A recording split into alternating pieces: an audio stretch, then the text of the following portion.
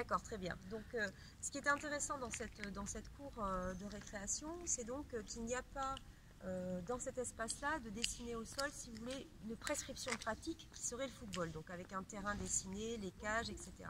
On a également cette question des lignes qui est intéressante. Alors même si elles sont droites, et que ce qui est intéressant, c'est de pouvoir créer des cheminements aussi, vous savez, voilà, sur lesquels on va pouvoir à la fois, si on veut courir ou s'inventer un jeu, mais en tout cas aussi suggérer qu'on peut passer au centre. Voilà, ça c'est vraiment intéressant puisque c'est dans les discours on va voir ça aussi, c'est-à-dire que lorsque l'espace central est occupé par une pratique sportive, en l'occurrence le football, non seulement on ne peut pas y jouer quand on est une fille ou un autre garçon, mais en plus on ne peut pas le traverser. Donc ça nous contraint aussi dans nos déplacements. Hein.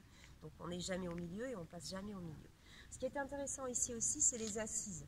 Hein, c'est-à-dire que voilà, ce qu'on voit souvent dans les cours de récréation, c'est d'ailleurs ce qui était mis au départ, hein, ce sont ces bancs qui regardent la pratique des garçons, hein, lorsqu'il y a un terrain de foot qui est dessiné, et qui sont, si vous voulez, des bancs qui non plus ne permettent pas forcément la conversation, c'est-à-dire voilà, de s'organiser dans la rencontre. Hein, et donc ils sont face à rien, hein, il n'y a pas de face à face. Ici ont été installés des modules qui permettent justement cet arrondi. La table ronde est une table extrêmement intéressante parce que il est difficile d'éviter le regard sur la table ronde.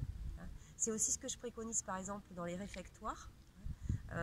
Parce que quand vous êtes sur une table rectangulaire, si vous en avez un à chaque bout, ils peuvent passer tout le temps de cantine sans se parler. C'est souvent les enfants isolés hein, qui sont seuls aussi.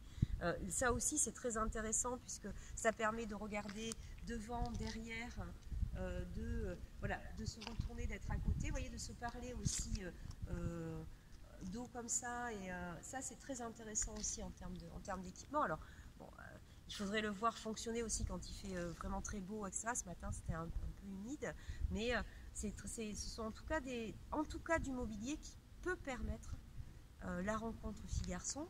De notre côté, on a cet espace-là d'ailleurs qui a été très bien visualisé par les enfants lorsque je leur ai demandé de dessiner leur cours de récréation et je leur ai demandé d'après toi où il y a le plus de garçons, c'est cet espace-là.